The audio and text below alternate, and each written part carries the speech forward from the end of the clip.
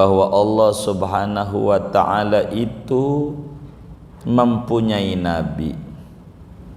Ada yang jadi rasul, ada yang nabi saja tidak jadi rasul. Nabi lebih tinggi daripada orang Nabi lebih tinggi dari semua Nabi lebih tinggi dari semua yang punya roh, punya nyawa. Nabi lebih tinggi dari semua makhluk Allah. Itu Nabi. Nabi ini disaring lagi sama Allah. Wong Nabi ini banyak. Dalam satu riwayat 124.000 orang Nabi. Nabi jumlahnya 124.000 orang Nabi. Itu dari Nabi Adam sampai Rasulullah. Jumlahnya 124.000 orang. Dari Nabi ini berbeda. Begitu tingkat ketakwaannya sama Allah. Enggak sama. Maka ada yang ditingkatkan lagi derajatnya oleh Allah menjadi rasul, sehingga disuruh tabligh. Ya ayyuhar rasulu balligh, bukan ya ayyuhan nabiyyu balligh. Enggak, rasul. Suruh tabligh, rasul. Maka rasul itu otomatis rasul itu otomatis rasul itu otomatis orang soleh, rasul itu otomatis begitu. Rasul itu otomatis punya roh, rasul itu otomatis makhluk Allah. Enggak bisa disembah ini semuanya makhluk. Salah, jeruk makan jeruk, salah, begitu. Ini makhluk. Rasul itu dalam satu riwayat jumlahnya 315. Satu riwayat. Nanti kita bedah nih jumlah-jumlah nih. Kita mau membahas tentang rasul. Makhluk Allah itu saudara banyak. Makhluk Allah tuh banyak. Dari sekian banyak ciptaan Allah, yang paling mulia adalah yang punya roh. Yang punya roh tuh itu makhluk yang paling mulia. Punya roh. Nih yang ngaji nih, punya nyawa enggak? Enggak, ngeri juga saya. Yang punya roh. Dari yang punya roh nih, maka disaring. Yang paling mulianya yang punya roh adalah bangsa manusia. Maka manusia ini udah pasti punya roh. Itu paling mulia dari sederetan yang punya roh adalah manusia. Nah, manusia ini tidak sama, saudara, berkelas. Dari manusia tuh disaring lagi, yang paling mulianya adalah orang soleh. Manusia itu orang yang soleh, kaum solehin. Ini yang paling mulia manusia. Dari orang-orang soleh ini enggak sama tingkat kesalehan, berbeda-beda. Maka masih disaring lagi, yang paling mulianya yang pangkatnya siddiqin. Bahasa kita orang para wali Allah. Begitu, para wali Allah. Jadi kalau udah ngomong wali, berarti di dalamnya pasti orang soleh tuh pasti punya nyawa, pasti makhluk Allah. Begitu kan urutannya begitu. Dari wali-wali ini karena tingkat ibadahnya tidak sama kepada Allah, maka disaring sama Allah, ditinggikan derajatnya, namanya nabi. Nabi. Maka nabi itu lebih tinggi daripada wali. Nabi lebih tinggi daripada orang sol. Nabi lebih tinggi dari semua Nabi lebih tinggi dari semua yang punya roh, punya nyawa. Nabi lebih tinggi dari semua makhluk Allah. Itu Nabi. Nabi ini disaring lagi sama Allah. Wong Nabi ini banyak. Dalam satu riwayat 124.000 orang Nabi. Nabi jumlahnya 124.000 orang Nabi. Itu dari Nabi Adam sampai Rasulullah. Jumlahnya 124.000 orang. Dari Nabi ini berbeda. Begitu tingkat ketakwaannya sama Allah. Enggak sama. Maka ada yang ditingkatkan lagi derajatnya oleh Allah menjadi Rasul, sehingga disuruh tabligh. Ya ayyuhar rasulu balligh, bukan ya ayyuhan nabiyyu balligh. Enggak, Rasul. Suruh tabligh, Rasul. Maka Rasul itu otomatis Rasul itu otomatis Rasul itu otomatis orang soleh. Rasul itu otomatis begitu. Rasul itu otomatis punya roh. Rasul itu otomatis makhluk Allah. Enggak bisa disembah ini semuanya makhluk. Salah, jeruk makan jeruk. Salah, begitu. Ini makhluk. Rasul itu dalam satu riwayat jumlahnya 315. Satu riwayat. Nanti kita bedah nih jumlah-jumlah nih. Kita mau membahas tentang Rasul. Sehingga saudara, seorang Rasul itu kriterianya adalah insanun, manusia. Rasul itu manusia. Ingetin tuh, yang namanya Rasul manusia. Begitu, manusia. Artinya bangsa jin tidak ada yang jadi Rasul, sebab Rasul kudu manusia. Nggak ada jin yang jadi Rasul. Begitu. Yang terkenal jin di Jakarta Barat, jin Tomang. Ada filmnya itu. Begitu. Bener nggak? Sebelah mana itu jinnya itu? Tomangnya kan kita tahu ya kan. Saya belum dengar jin Roblong, jin Tomang. Kita ada tuh dulu filmnya. Begitu. Nah, nggak ada jin yang jadi Rasul, nggak ada, karena bukan manusia. Kedua, kriteria Rasul itu zakarun, manusianya berkelamin laki-laki. Artinya enggak ada perempuan yang jadi Rasul, enggak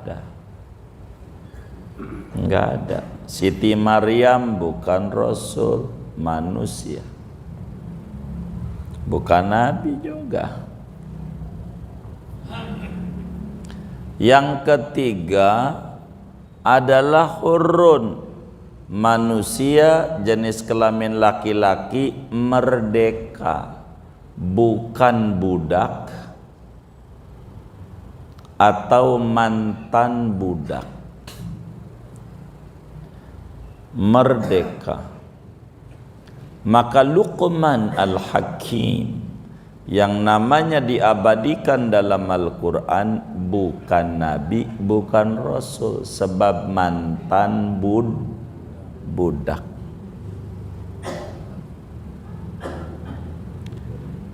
Yang keempat, rasul itu adalah uhiya ilaihi bisyar'in, diberikan wahyu syariat ajaran agama.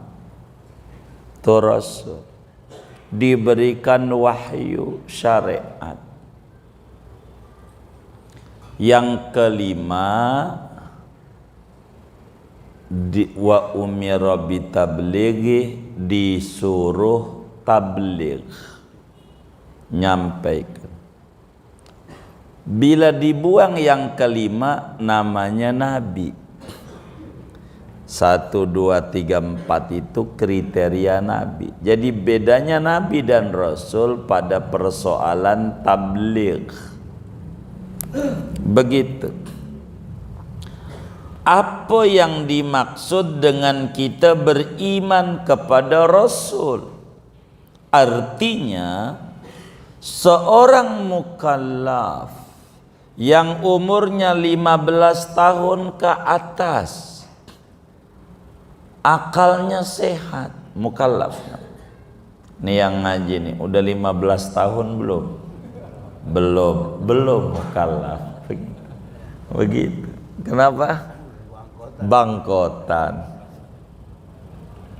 Jadi umurnya 15 tahun ke atas, akalnya sehat. Diwajibkan oleh agama untuk beriman, satu, rasul itu ada. Orang yang mengingkari adanya rasul kafir detik itu juga. Begitu. Dah rasul mau nggak ada, nggak perlu. Orang kita dikasih akal sama Tuhan. Orang tahu baik buruk, nggak perlu sama rasul. Begitu. Ini kafir, nggak ada rasul. Begitu. Itu kafir, nggak bisa.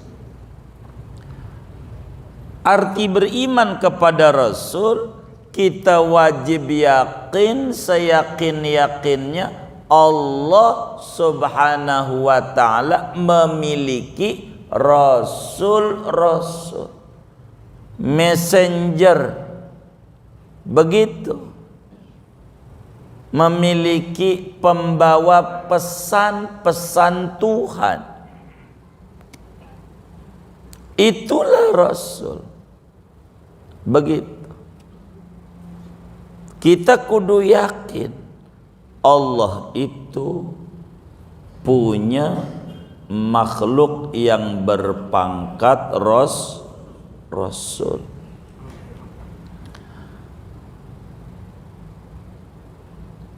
Kemudian kita wajib meyakini yang namanya rasul itu tidak pernah melakukan dosa, mau kecil mau besar, sebelum menjadi nabinya, sebelum menjadi rasulnya, maupun sesudahnya.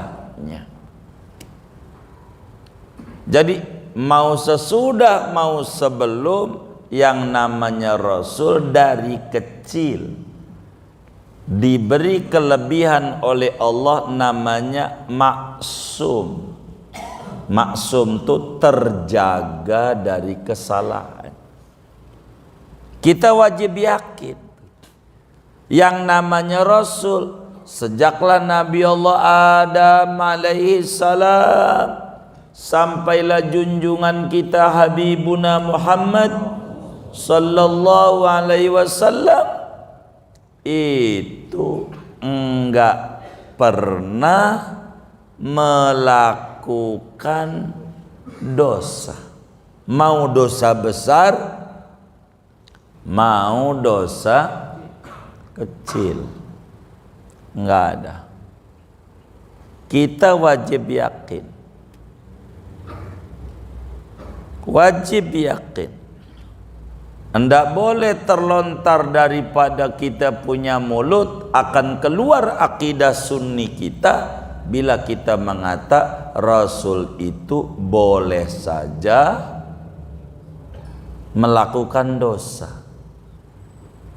Seperti dalam Hizbut Tahrir, itu di dalam akidahnya yang ditulis oleh Taqiyuddin An-Nabhani, boleh saja Rasul itu berbuat dosa sebelum jadi nabi. Baru sesudah jadi nabi kagak dos, ini keluar daripada sunni. Enggak ada. Rasul itu dari kecil, bahasa gampangnya dari menceret, begitu, ampe bangkotan, ampe wafat, tidak ada Rasul yang berbuat dosa. Jangankan dosa, yang makruh pun tidak. Jadi sehingga kita wajib yakin seyakin-yakinnya bahwa af'alur rusul dairatun bainal wujub wal mandub. Kita wajib yakin perbuatan para rasul itu kisarannya dari mulai bangun tidur sampai tidur kembali, itu putaran kerjaannya kalau kagak wajib sunnah. Dua doang. Yang mubah ndak ada. Karena niat Rasul benar, maka yang mubah jadi ibadah. Yang makruh andai dikerjakan oleh Rasul sebagai taklim, ngebilangin begini nggak bagus, kudu dicontohin. Begitu, kayak simulasi kan dicontohin, tapi bukan ngajarin, ngebilangin ini nggak benar. Begitu, maka putarannya pekerjaan Rasul itu kalau nggak wajib sunnah, kalau nggak sunnah wajib. Itu kisaran Rasul. Jangankan yang dosa, yang makruh pun tidak. Dan ini arti iman kepada Rasul. Bila kita mendengar ada dalil-dalil atau ada ayat-ayat yang terkesan Rasul itu berbuat dosa, maka lihat keterangan-keterangan yang utuh, jangan sepotong-sepotong, biar kita tidak keliru. Contoh Nabi Adam. Nabi Adam makan buah yang dilarang. Kan begitu. Nabi Adam makan buah yang dilarang. Kira-kira dosa enggak? Kan dilarang.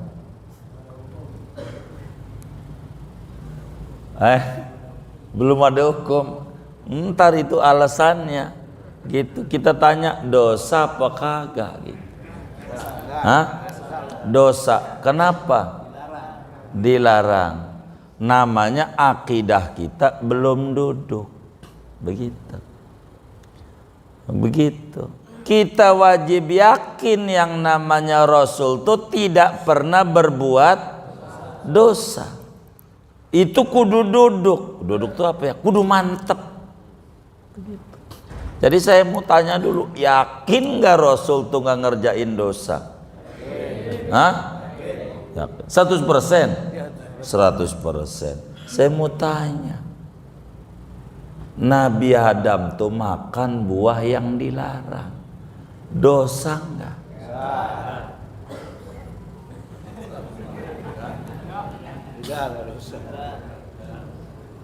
Tuh begini.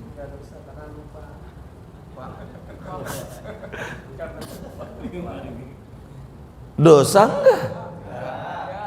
Kenapa enggak dosa? Karena Rasul tidak pernah ngerjain dosa. Itu makan buah dilarang. Maka lihat lagi ayatnya, biar kitanya jangan salah. Quran jangan sepotong-sepotong. Begitu.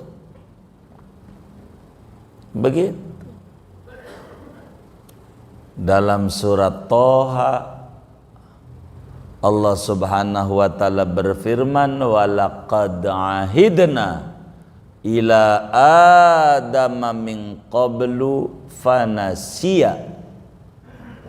Sungguh kami wanti-wanti Adam dari sebelumnya, jangan no deketin pohon itu apalagi makan buahnya. Fanasiya, dah Adam lupa. Orang lupa tuh dosa enggak? Allah yang bilang nih, dosa enggak? Kagak. Orang lupa kagak dosa. Orang lupa. Kita Ramadan Maret pagi-pagi makan nasi uduk 2 piring,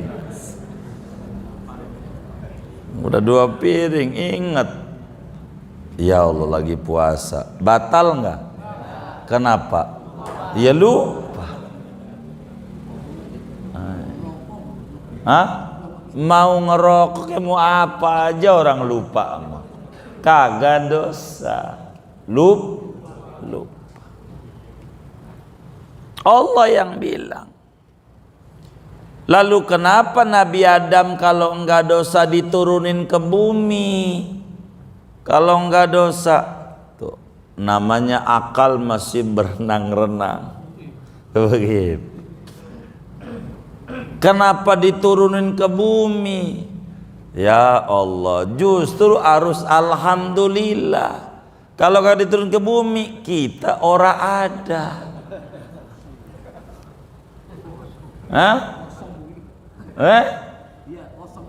Iya, bukan masalah kosong, kita ora tahu pasar kembang.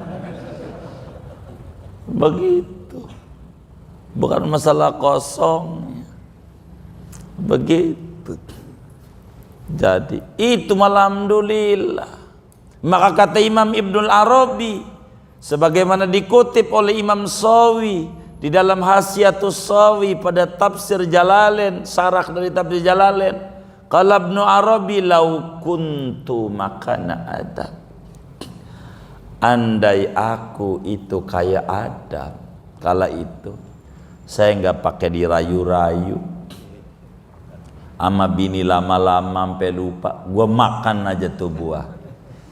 Andai di bumi ini enggak ada apa-apa kecuali cuman yang ada Nabi Muhammad saja yang lahirnya di bumi Mekah, udah cukup kemuliaan turunnya Adam dari langit, dari surga ke bumi. Andai enggak ada yang ibadah, apalagi ada yang kayak saudara ngaji begitu, bukan lagi di Mekah, Madinah. Benar enggak? Iya, ya Allah. Gitu. Udah cukup. Orang Nabi bahkan lahir di bumi. Buminya namanya bumi Arab. Kotanya namanya kota Mekah. Adanya di bumi. Tuh anak cucunya ada. Begitu. Udah cukup untuk begitu. Dan juga memang Nabi Adam paham. Allah berfirman di Al-Baqarah awal-awal, idz qala rabbuka lil malaikati inni ja'ilun fil ardi khalifah. Ini ja'ilun fil ardi khalifah. Siapa khalifah? Tafsir Jalalain aja, ai Adam. Ketika Tuhan berkata malaikat Adam mau menjadi pengelola bumi, lah kalau kagak makan itu kagak bisa ngelola bumi. Adam tahu, maka salah ya kagak. Begitu. Enggak bedanya ada sinetron namanya Cinta Fitri.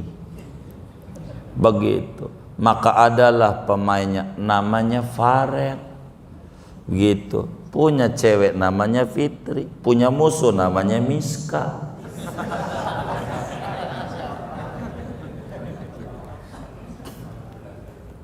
Maka itu yang namanya Miska digedekin orang, tapi dia diacungi jempol sama sutradara. Diacungi enggak? Kenapa diacungi jempol? Berhasil. Tuduhan orang-orang yang enggak paham agama Nabi Adam berhasil. Karena ndak ngerti ini penonton ini. Kalau itu tuh kayak begitu, seperti nggak mengertinya yang nonton sinetron sedih lalu dia nangis. Ini nggak ngerti. Kenapa? Dia menangis dapat duit. Bener nggak? Justru kalau kagak nangis kagak dapat. Lah kita nangis ini siapa yang mau bagi duit? Hah? Orang gila, biasa aja, ngapain? Begitu. Ini emosinya ke bawah, bukan emosi ke bawah, biasa aja. Ini Bang Madit nih, sumbangan ini, pakai dicatat-catat.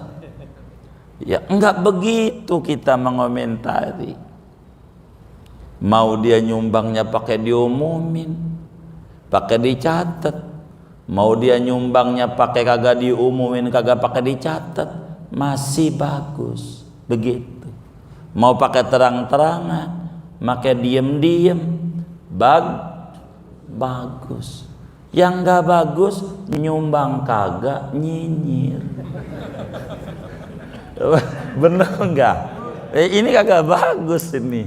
Begitu, kayak begitu. Orang ngorban disalahin mulu, dia ngorban kagak. Setelah ada dia nanya, Kiai bagaimana kalau punya kredit, punya utang nih, ngorban apa kagak? Gitu. Pengen dijawab makanya kagak. Selamat, kagak, hilang lagi duit. Tar tahun besok lagi. Pas mau lunas kredit motornya, kredit lagi kulkas. Utang lagi, ntar lagi kredit lagi rumah di Ciseeng, mana 20 tahun, nanya lagi, ini punya utang, ini alamat yang kayak begini. Nah, jadi memahami agama ini harus utuh. Jadi Nabi Adam ya kagak salah, tuduhan doang, skenario Tuhan. Begitu. Orang ndak ngerti. Kenapa Nabi Adam nggak salah istighfar? Kan kagak salah. Itu dia, kita yang salah. Kudunya juga yang muncul, ono kagak salah istighfar. Kudunya juga kita yang banyak salah. Orang Nabi aja yang kagak ada dosanya istighfar sampai 100, kagak dosanya. Kita yang ada dosanya istighfar kagak pernah sampai 100. Begitu. 3 kali aja kepanjangan. Begitu. Coba. Ada aja alasannya. Kayak teman kita diajarin sholawat, baca habis sholat Sallallahu Muhammad, ya Allah pendek amat. Ya udah buat ente baca sholat nariyah 100, ya panjang amat. Jadi apa maunya ya? Salah mau. Ini tidak benar. Maka wajiblah kita yakin, seyakin-yakinnya para nabi itu maksum, terjaga dari dosa kecil maupun dosa besar. Boro nabi yang pangkatnya tinggi, di bawahnya yang namanya wali, ada banyak wali-waliullah yang mahfuz. Apa mahfuz? Pangkat yang diberikan oleh Allah kepada wali-walinya, terjaga dari dosa dari kecil. Wali enggak berbuat dosa, orang biasa kagak ada dosanya, ada banyak. Betapa kaya Imam Ahmad bin Hambal, muridnya Imam Syafi'i, itu orang dari umur 8 tahun sampai umur 80 ndak pernah berhenti sholat sunatnya kalau malam 300 rakaat. Nganggur, kagak ngajar juga, ngarang kitab juga. Kalau kita sih alhamdulillah, ngajar kagak, ngarang kitab kagak, tahajud juga. Innalillahi wa inna ilaihi raji'un. Itu dari kecil. Nggak usah Imam Ahmad yang di zaman Imam Syafi'i 200-an. Yang belakangan, ini mau haul seminggu lagi tanggal 8 Dzulqa'dah. Imamul Haddad. Ini bulannya udah Dzulqa'dah, ini kan tanggal 2 apa ya ini ya? Imamul Haddad itu dari kecil umur 8 tahun sholat sunat 100 rakaat. Ampe diri pakai tambang, saking kakinya udah capek, pakai tambang, pegangan biar dia diri. Kita sih belum pernah sampai gitu-gitu. Wali kelasnya begitu. Kita juga wali juga sih, wali murid. Begitu saudara. Jadi tuh mahfuz, terjaga dari dosa, terjaga dari dosa. Ampe ada waliullah tuh pagi-pagi nangis terseduh-seduh pagi, ampe dia sedekah banyak jutaan.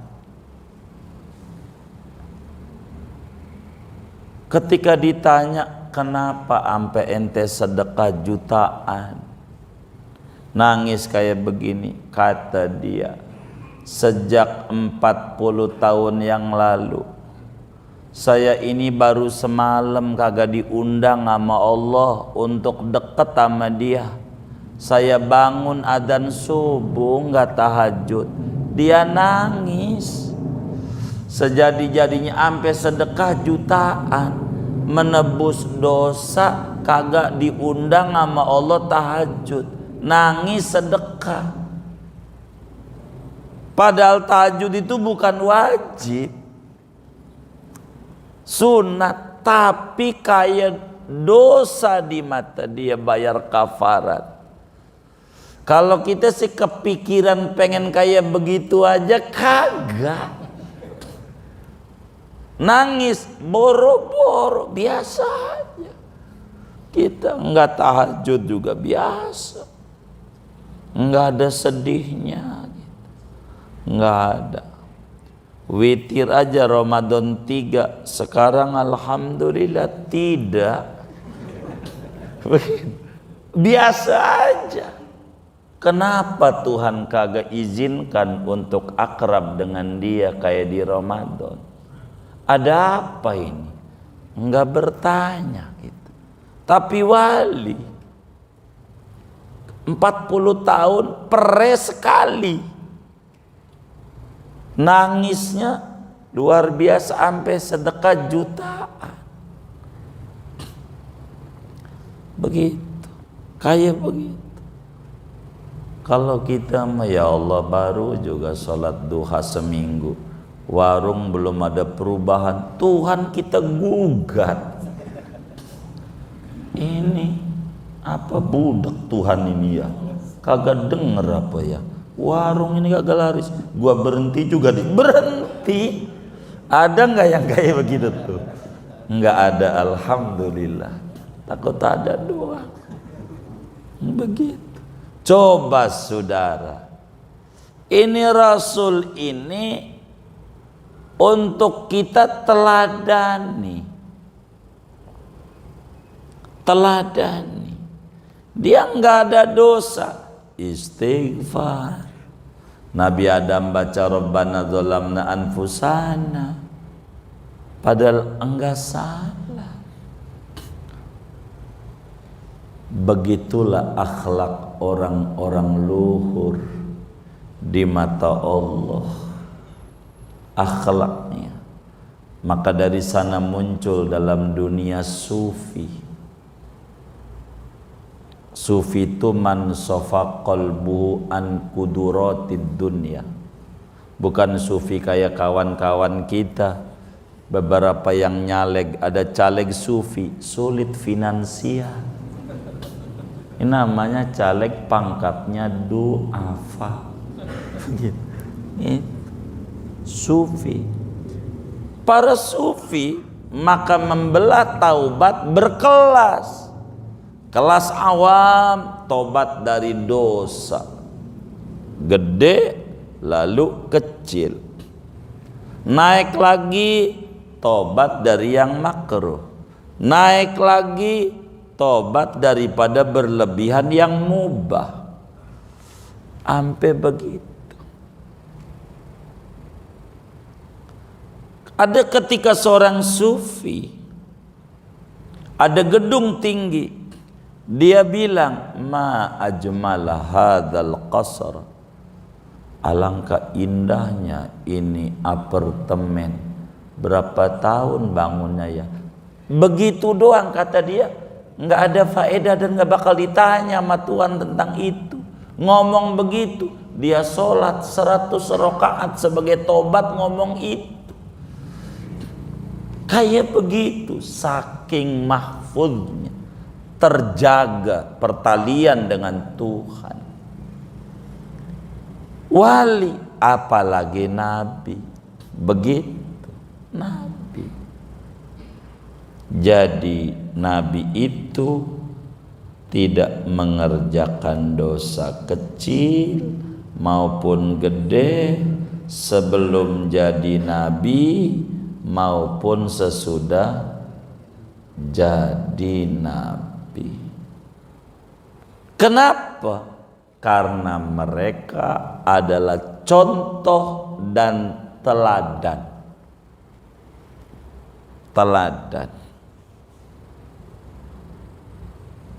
Itu begitu.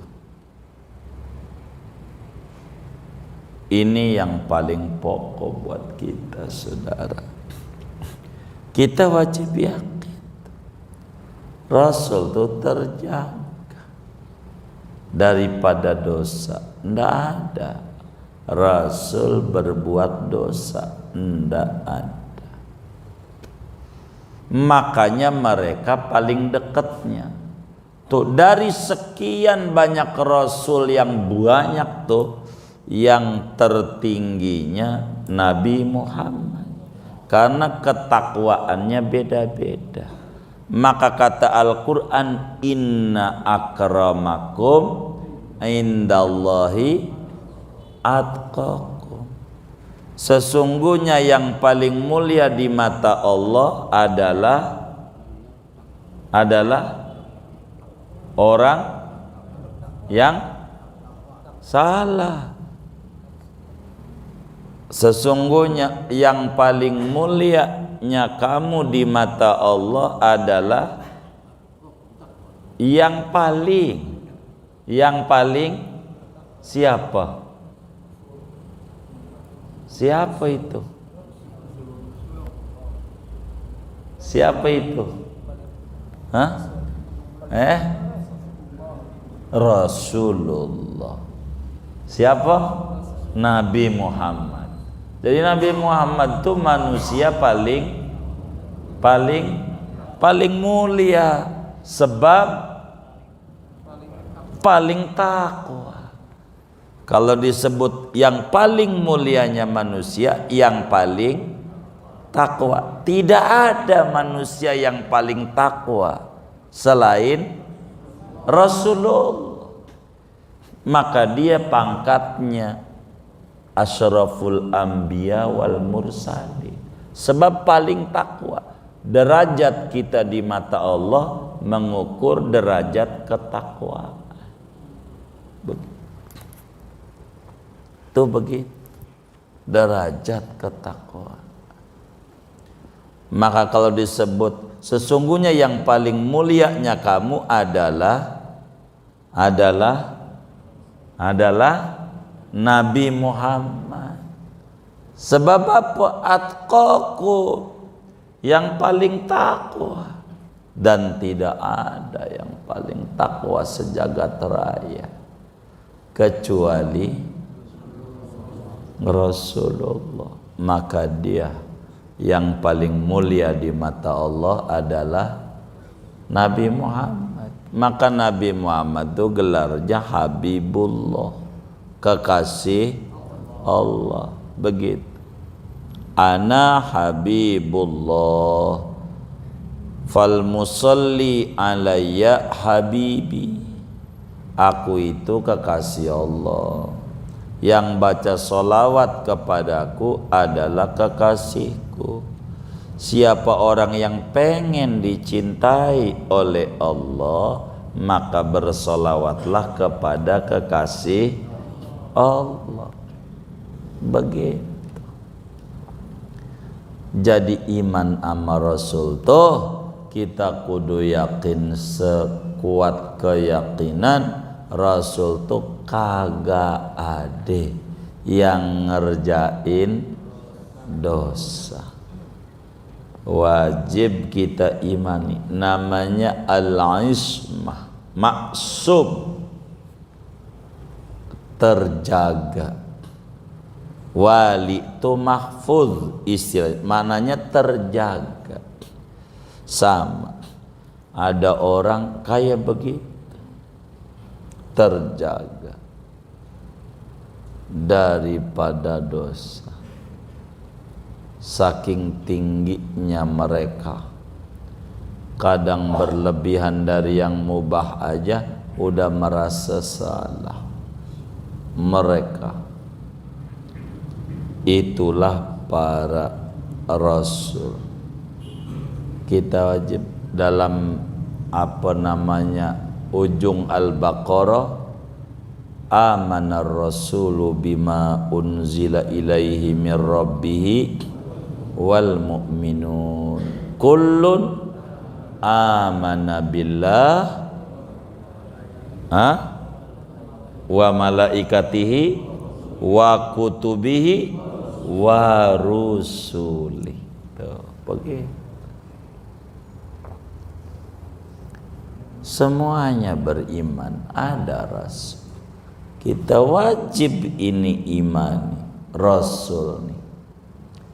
Di tengah-tengah kita menjadi teladan dan contoh. Maka apa saja kalau mau nyontoh, nyontohnya Nabi. Nyontohnya Nabi. Dan ini yang harus dihubung-hubungkan dengan akal kita. Contoh, ada tetangga kita menikah, punya anak 6. Udah belum ya? Udah? Oh belum. Punya anak 6. Takut isyarat doang. Punya anak 6. Lalu dia bininya mati, anaknya 6. Ternyata ada juga tetangga kiri kita punya anak 6, lakinya mati, janda. Yang sebelah kanan duda beranak 6, sebelah kiri janda beranak 6. Ini dari dua orang nih, menurut sampean yang berhasil, yang duda beranak 6 kah, apa janda beranak 6 anaknya yang berhasil? Nih, yang janda. Yang duda ini, anaknya ini, yang mana yang terawat anaknya? Apa duda nih beranak 6, apa janda beranak 6? Janda beranak 6.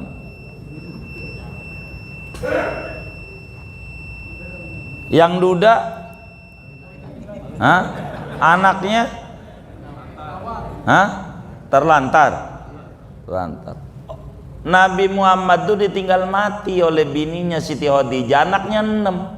Tuh Fatimah tuh terlantar enggak? Begitu. Anda jangan nyontok tetangganya. Kan udah dibilangin otak kita kudu terhubung ame Nabi Muhammad. Begitu. Ono Nabi anaknya 6. Ono siapa? Fatimah Sayyidatun Nisa'i Ahlil Jannah. Itu didikan siapa? Didikan duda. Maka kalau kita mau nyontoh, kemari apanya aja nyontohnya. Begitu. Kalau Anda bilang janda, Anda menuduh Nabi Muhammad gagak berhasil. Begitu. Maka karena itu sampelnya jangan tetangga, teman, Nabi. Ini sampel. Tapi segini aja.